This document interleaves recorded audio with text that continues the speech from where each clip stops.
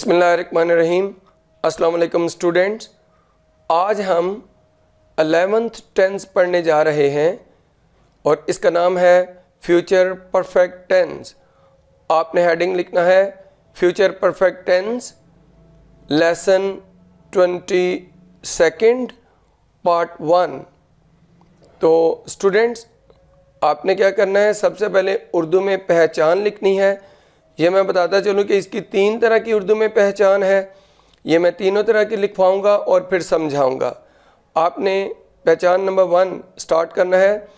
अगर उर्दू के फ़िक्रे के आखिर में चुका होगा, चुकी होगी, चुके होंगे, चुकी होंगी, चुका होगा, चुकी होंगी, चुके होगे या चुकी होगी वगैरह में से कोई एक आए। अब दूसरी पहचान, अगर उर्दू के फ़िक्रे के आखिर में लिया होगा, ली होगी, लिए होंगे या ली होंगी वगैरह में से कोई एक आए। और अब तीसरी पहचान कि अगर उर्दू के फ़िक्रे के आखिर में अलिफ होगा, छोटी ये होगी, बड़ी ये होंगे या ये होंगी वगैरह में से कोई एक आए तो फ़िक्रा फ्यूचर परफेक्ट टेंस वाला होता है। तो स्टूडेंट्स ये देखिए 3 मैंने आपको पहचान लिखवाई, 3 किस्म की पहचान। अब हम सेंटेंसेस ले लेते हैं ताकि देखा जाए कि ये तीनों पहचान सेंटेंसेस में किस तरह आती हैं। देखें कि पहली मैंने पहचान लिखवाई थी चुका होगा वाली। वो ख़त लिख चुका होगा, चुका होगा आया। उसने ख़त लिख लिया होगा, ये लिया होगा आया, ये दूसरी पहचान थी। और उसने ख़त लिखा होगा, लिखा के आखिर में अलिफ और आगे होगा, ये तीसरी पहचान थी। तो स्टूडेंट्स आपने याद रखना है कि ये तीनों जुमलों की इंग्लिश एक ही तरीके से करेंगे, फ्यूचर परफेक्ट टेंस वाले तरीके से, जो भी मैं स्ट्रक्चर्स नीचे आपको लिखवाऊंगा। अब और एग्जांपल लेते हैं। वो चाहे पी चुकी होगी, चुकी होगी आया। उसने चाहे पी ली होगी, ली होगी आया। उसने चाहे पी होगी, पी के आखिर में छोटी है और होगी आया। तो स्टूडेंट्स अब हम चलते हैं नेक्स्ट एग्जांपल की तरफ। ये सिर्फ आपने सुनना है, लिखना नहीं। वो कपड़े धो चुके होंगे, चुके होंगे आया। उन्होंने कपड़े धो लिए होंगे, लिए होंगे आया। और उन्होंने कपड़े धोए होंगे, ये बड़ी ये धोए के आखिर में आया और आगे होंगे। अच्छा, अब हम एक और एग्जांपल ले लेते हैं। वो किताबें पढ़ चुकी होंगी, चुकी होंगी आया। उन्होंने किताबें पढ़ ली होंगी, ली होंगी आया। और उन्होंने किताबें पढ़ी होंगी, ये होंगी आया। तो स्टूडेंट इन तमाम जुमलों की इंग्लिश एक ही तरीके से करते हैं। जो फ्यूचर परफेक्ट टेंस का तरीका है वो क्या है, आपने लिखना है स्ट्रक्चर्स, हेडिंग ये लिखनी है। और अफर्मेटिव सेंटेंसेस का पहला स्ट्रक्चर लिखना है सब्जेक्ट प्लस शैल हैव या will have plus third form of verb plus rest of the sentence. तो स्टूडेंट देखिए सबसे पहले सब्जेक्ट लिखेंगे जो काम करने वाला होता है, फिर शैल हैव या विल हैव को हेल्पिंग वर्ब के तौर पर, फिर थर्ड फॉर्म ऑफ वर्ब को मेन वर्ब के तौर पर, आगे रेस्ट ऑफ द सेंटेंस का मतलब होता है बाकी जुमला जो भी बचे। इसकी एग्जांपल ले लेते हैं। डॉक्टर मरीज़ का शाम तक मुआयना कर चुका होगा। The doctor will have examined the patient by the evening. और मैं अगले माह तक अपने मकसद में कामयाब हो चुका हूँगा। I shall have succeeded in my aim by the next month. तो स्टूडेंट ये देखिए फ्यूचर परफेक्ट टेंस के जुमलों में फ्यूचर टाइम ज़रूर आना चाहिए और जो तक होता है उसकी इंग्लिश हमने बाय करना होती है। तो देखें सब्जेक्ट, फिर हेल्पिंग वर्ब हमने यूज़ किए, फिर थर्ड फॉर्म मेन वर्ब के तौर पे दोनों जुमलों में, और फिर आगे बाकी फिक्रा लिखा गया। अब हम चलते हैं नेगेटिव स्ट्रक्चर की तरफ।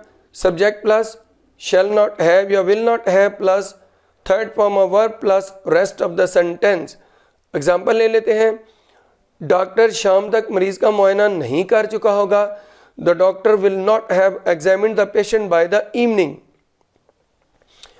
अब अगली एग्जांपल पे, मैं अगले माह तक अपने मकसद में कामयाब नहीं हो चुका हूँगा। I shall not have succeeded in my aim by the next month. तो स्टूडेंट देखिए इधर भी सब्जेक्ट पहले लिखा, फिर shall have, will have, helping verb दोनों जुमलों में, एक में शैल हैव दूसरे में विल हैव, फिर थर्ड फॉर्म पहले में एग्जामिन्ड दूसरे में सक्सीडिड, ये थर्ड फॉर्म आई और आगे बाकी फिक्रा लिखा गया जिसे रेस्ट ऑफ द सेंटेंस कहा जाता है। रेस्ट ऑफ का मतलब होता है बाकी और सेंटेंस यानी बाकी फिक्रा। अच्छा, अब इंट्रोगेटिव की तरफ आ जाते हैं। लिखें स्ट्रक्चर शैल या विल प्लस सब्जेक्ट प्लस है plus third form of verb plus rest of the sentence plus question mark.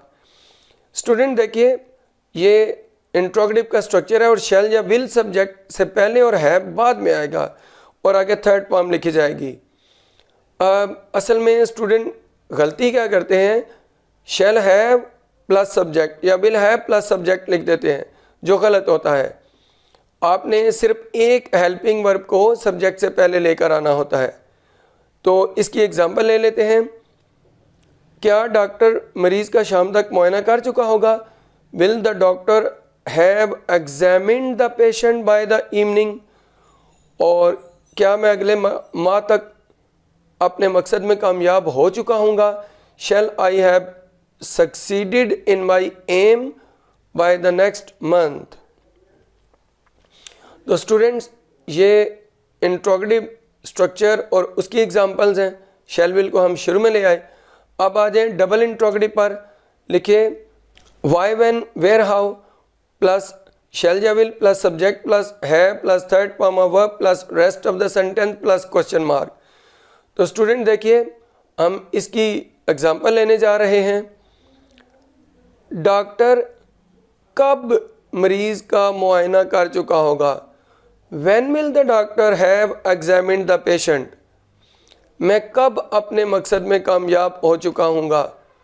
When shall I have succeeded in my aim? तो स्टूडेंट्स ये इसकी एग्जांपल्स थी। वाई, व्हेन, वेयर, हाउ जो भी आए इनमें से एक जो आता है वो सबसे पहले, फिर हेल्पिंग वर्ब शैल या विल जो भी सब्जेक्ट के मुताबिक हो। जैसे पहले सेंटेंस में डॉक्टर सब्जेक्ट है तो विल लगाया और दूसरे में आई सब्जेक्ट है तो शैल लगाया, और फिर आगे सब्जेक्ट के बाद हैव और थर्ड फॉर्म।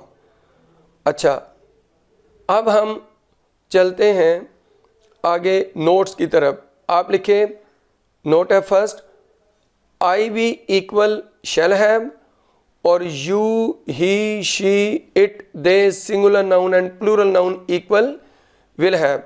तो स्टूडेंट आई और वी के साथ शैल हैव लगाया जाता है और बाकी तमाम सब्जेक्ट्स यानी you, he, she, it, they singular noun और प्लूरल नाउन के साथ विल हैव का इस्तेमाल किया जाता है। अब हम एक और नोट ले लेते हैं। आपने लिखना है नोट नंबर 2, अगर फ्यूचर परफेक्ट टेंस वाले जुमले में लफ्ज़ ज़रूर आए या इरादा जाहिर किया जाए तो फिर आप लिखे I we equal will have और you, he, she, it, they singular noun and plural noun equal shall have. तो देखें ये मैंने नोट क्या लिखवाया कि अगर फिक्रे में लफ्ज़ ज़रूर आ जाए यानी फ्यूचर परफेक्ट टेंस वाले जुमले में अगर लफ्ज़ ज़रूर आए या फिर इरादा ज़ाहिर किया जाए तो आपने आई और वी के साथ विल हैव और बाकी तमाम सब्जेक्ट्स यानी you, he, she, it, they singular noun और प्लूरल नाउन के साथ शैल हैव लगाना है। यानी शैल हैव और विल हैव को इंटरचेंज कर देना, वो अपनी जगह तब्दील कर लेते हैं। अच्छा, अब हम चलते हैं इसकी एग्जांपल्स की तरफ। डॉक्टर शाम तक मरीज़ का ज़रूर मुआयना कर चुका होगा। The doctor shall have examined the patient by the evening. ये देखें ज़रूर आया तो डॉक्टर के साथ विल हैव के बजाय शैल हैव हो गया। नेक्स्ट सुनिए एग्जांपल, मैं अगले माह तक ज़रूर अपने मकसद में कामयाब हो चुका हूँगा। I will have succeeded in my aim by the next month. तो देखें आई के साथ विल हैव आ गया।